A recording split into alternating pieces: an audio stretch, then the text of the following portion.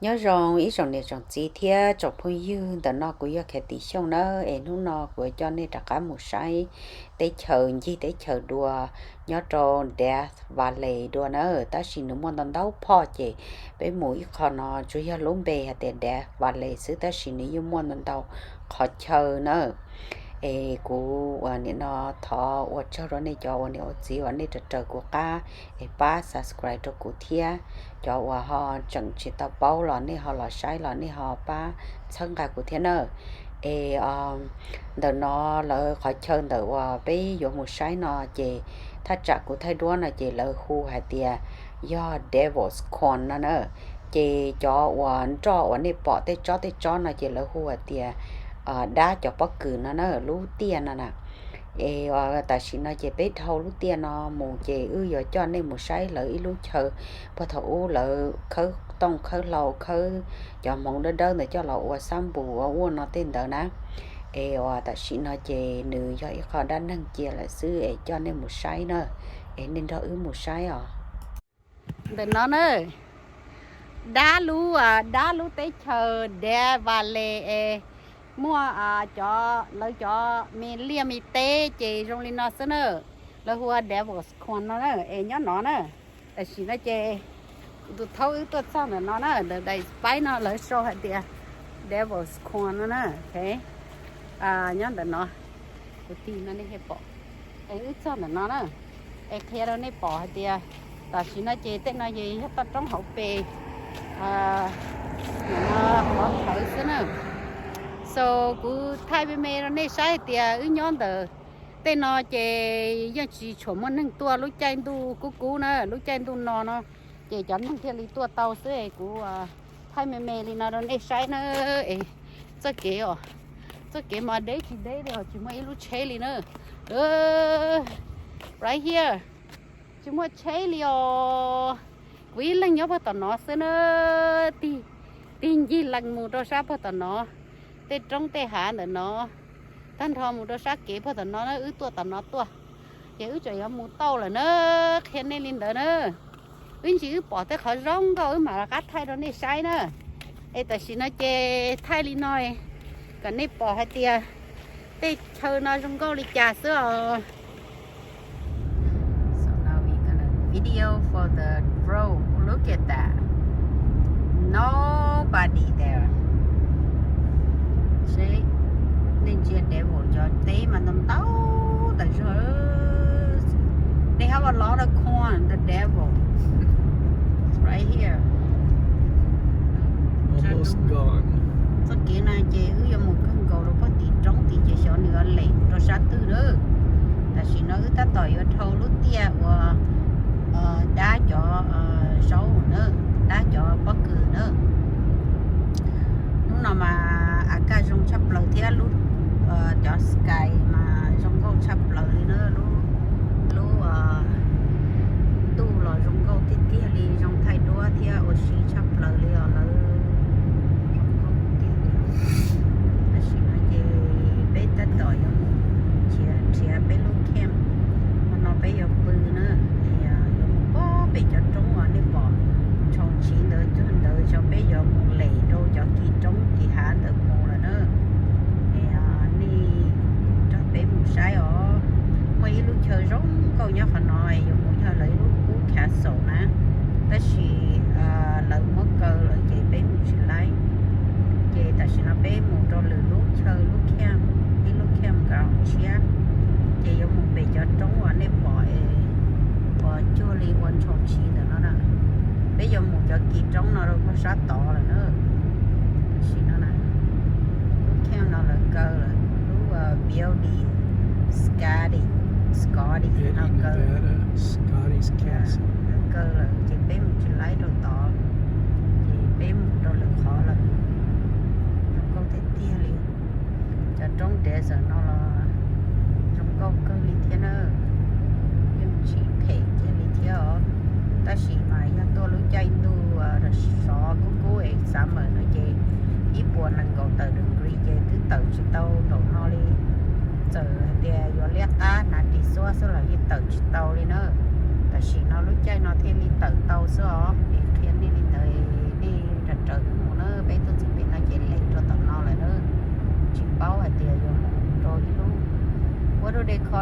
this one? Furnace Creek. Furnace Creek. Chị bây giờ một lúc Furnace Creek ở bên tao cho kỹ nào một rồi. Chị khâu xí lần cho trống và đi bỏ vào tao nhớ bốn trả nè. Chị lò cho nó, chị lò cho tao nó, chị bây giờ lò cho sát trống thì nó nữa.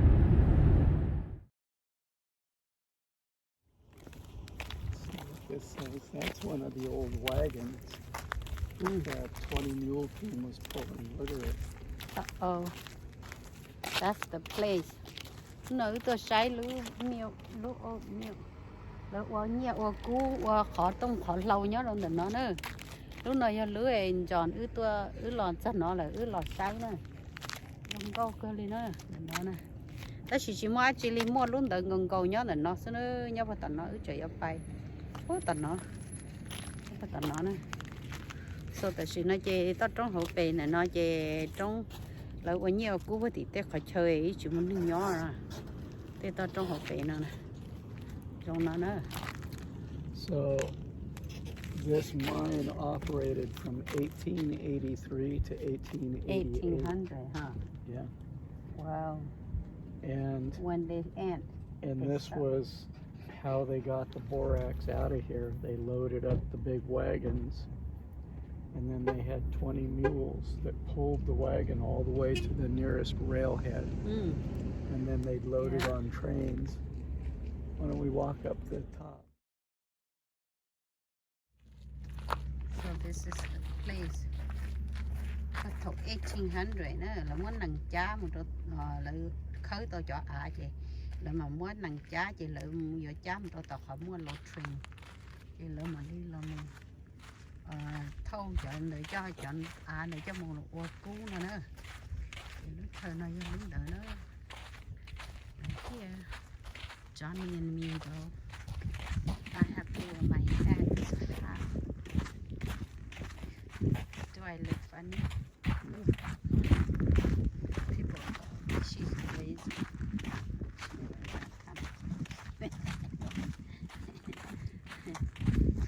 Wow. They don't think party no more. The one color. They're different color. Look. Wow. That's what they were here mining.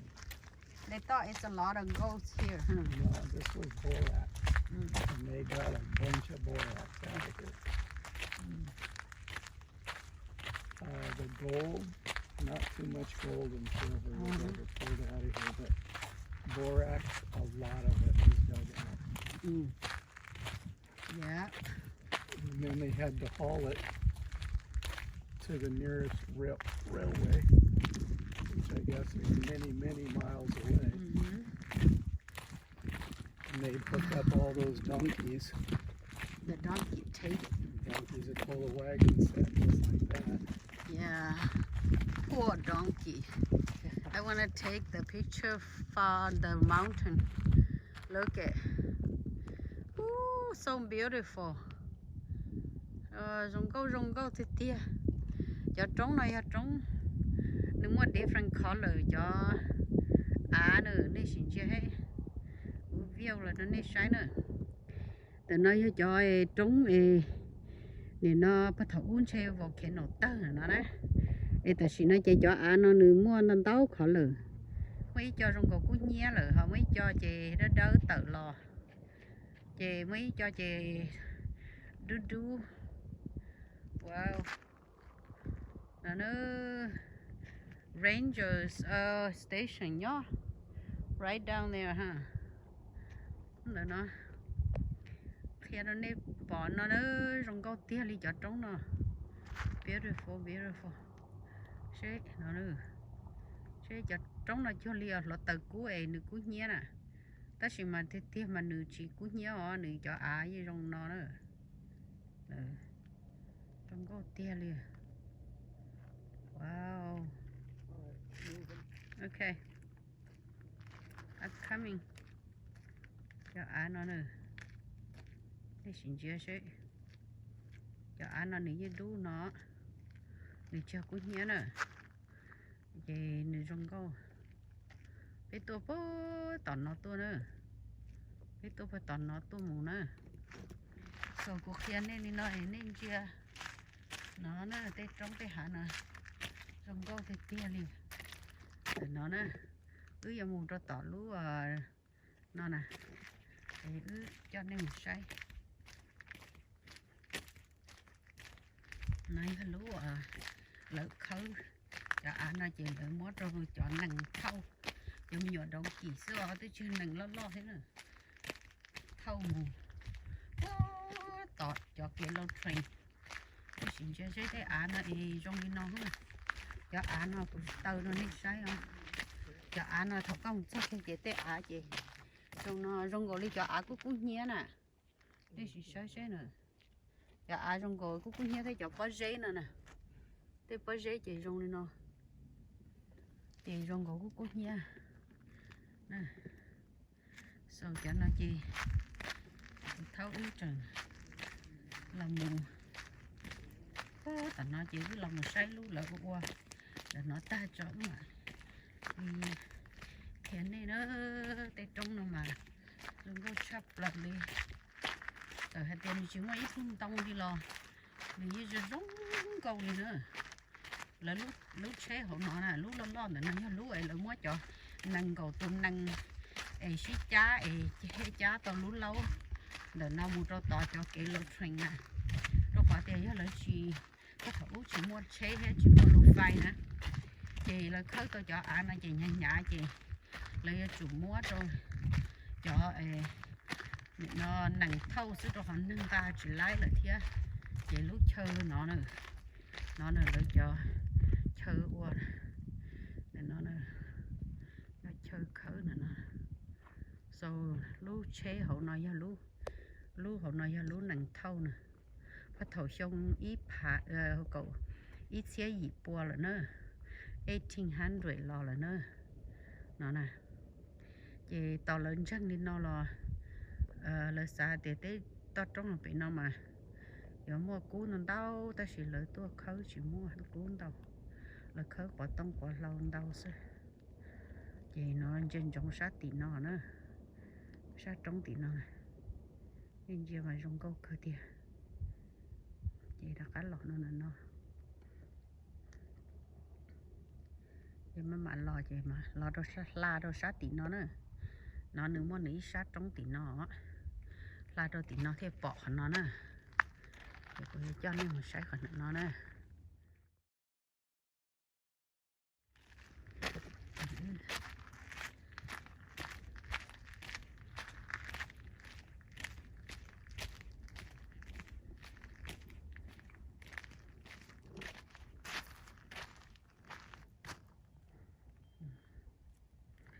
giấy cái chị rồi nè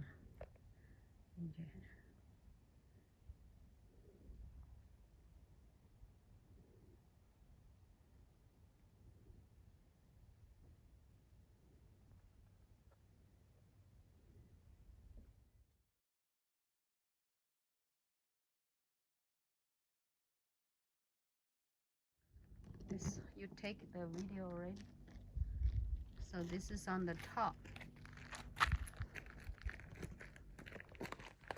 that's how they use that on the top oh what do they say stay out don't get closer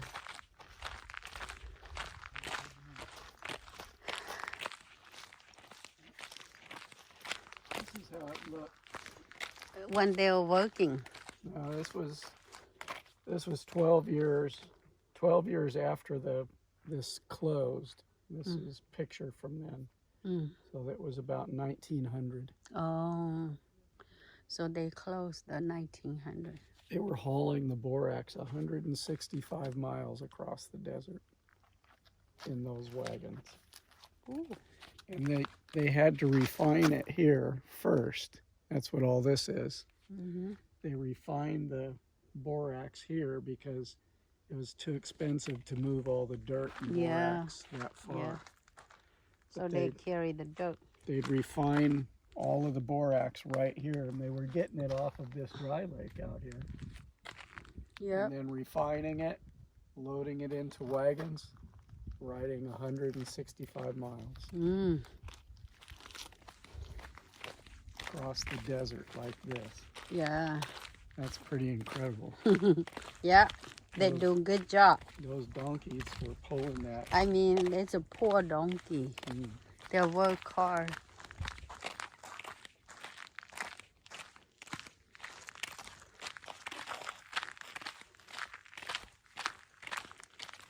We have to walk around here to get back. Now, when I was here last time, I don't remember the wagon being there. Like this. You stopped right there. Wow. So this has been improved. It's only rock here. Rock and dirt. Nothing else. Wow. And during the summer, it gets to 127 degrees. So how do they stay here? It's hot. I don't know. During the 1800s, it's hot like now. They were a lot tougher than we are now. Maybe not too hot like now. It was hot. The hottest temperature recorded here was in the early 1900s. It was 135 or something. 135. Everything just starts catching on fire at that temperature. Yeah, So everything burns. I know. I So don't we know can how go they circle work here, around. but they were here for it because these mines were running wanna in the look at this? 1800s. So now we can see that. Yeah. We see people working on the field. Wow. Looks like coal.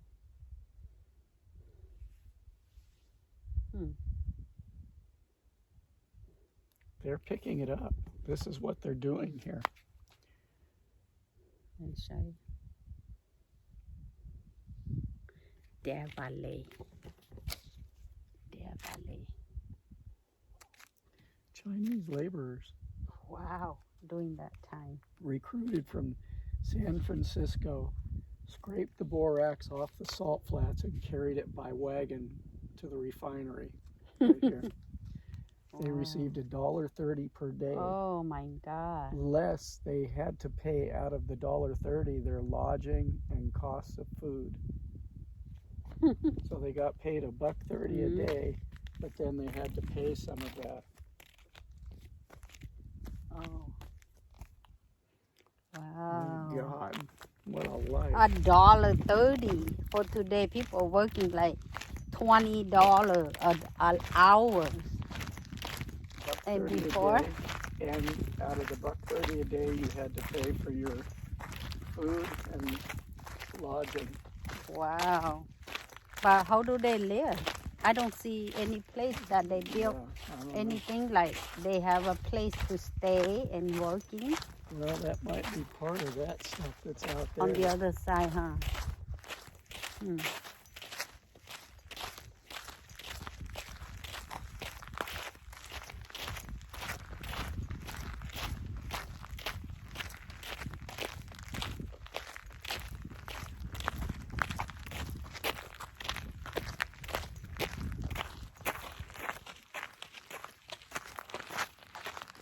Wagon, so now we see the wagon now. We'd see what this says first.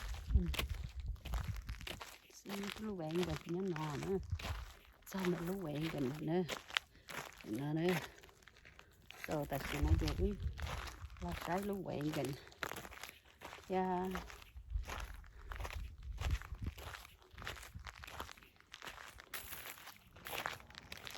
The building. That's the building before. See? Yeah, see up here is that tank right there. Right there. The rock wall. And then there was settling tanks down here. Yeah. And a boiling tank. Wow. Cái building nhỏ học. Tức là học cá được cái building nè. Để nó đi bỏ. Để nó nè. Building.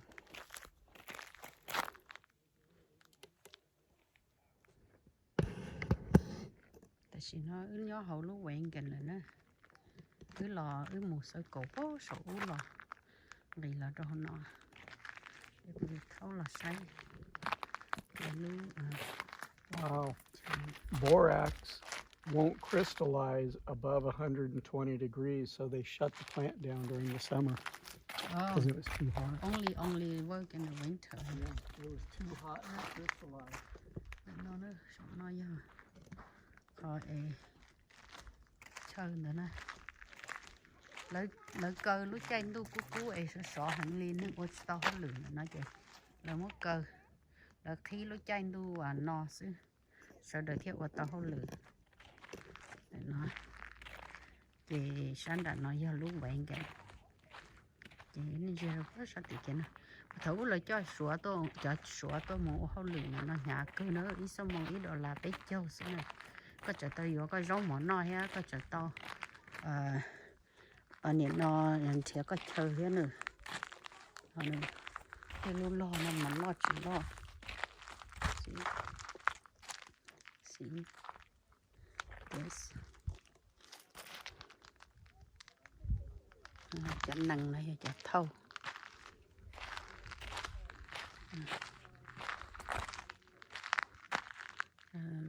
lu quẹn gần nó mà lót thiệt liền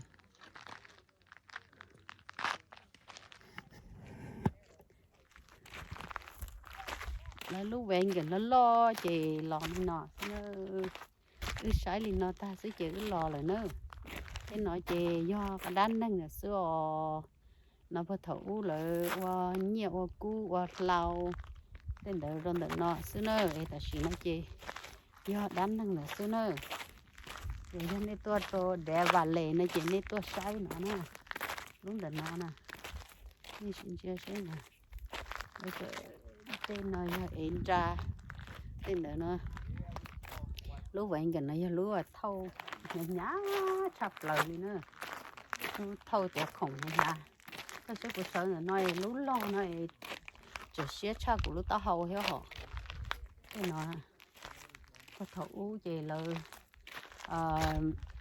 nghiện nó điên năng ô hậu lử trâu lử nữa tên nó nè chị nó lử ô li nó để lấy thiên lý ô tàu cái ô tên nó nằm tàu nữa sau cứ trái thì nó xứ này hiện nay mình nó bỏ đi nó xứ lúc nó chỉ lúc giờ giống tại sao chị ý thì tàu thay đua nằm tàu cơ li nữa bài đó nhưng một trái thì khó mà một trái rồi những trái nữa Kind of a town right there. Look. Oh, Here's the. it's behind. That's this right here. So this So people is from, live here. Yeah, they were. Well, some did. They say most of the shelters, tents that once dotted the flats below you. So they had some buildings, but a lot of tents, and that's where everybody lived. Yeah. Ít cho mấy phong như đợt nó của cho nên sai đợt trong đợt khó là tua khơi lâu khơi nhiều khơi cú theo là khơi cho mong đỡ đỡ để cho lọ qua xăm bù lo qua khổng xí nè đợt nói sao mày bắt thấu ấy là mua cho quanh gần nó thâu xế muốn nằng mua chùa tới lúc này muốn nằng thâu xế nhá nhá tại rồi nằng gạo tùng nằng thế ly chá tàu lúc lâu này nên nó thiết lấy cho sủa tôi mua hậu lử bắt thằng tao là tôi cho sủa tao San Francisco tôi hậu lử nói ý nú nói giờ ý đó là bây giờ sinh sư mua bị là đồ nên nó mà ô cô giờ thì lấy hậu lử nhà cơn cầu thiết đợt nó lúc trên tôi nó mà nó hẳn đi nữa lúc trên tôi cú là cú hẳn lúc trên tôi nó là nó hẳn đi giờ dù chỉ muốn nhẹ là chơi chạp bên này dù thế là mua họ tê họ lử nó xứ nó sao mày bỏ thấu xưa này nó giờ đan năng là xứ nó cô cho nên là sai cơ nên nó xứ còn nên sợ đợt cho nó tao còn nên chọn cho cô sai thia tê đan năng nó thia chọn tao đại bé mà li sai đồ lử dài bé mà xin chỉ đồ nó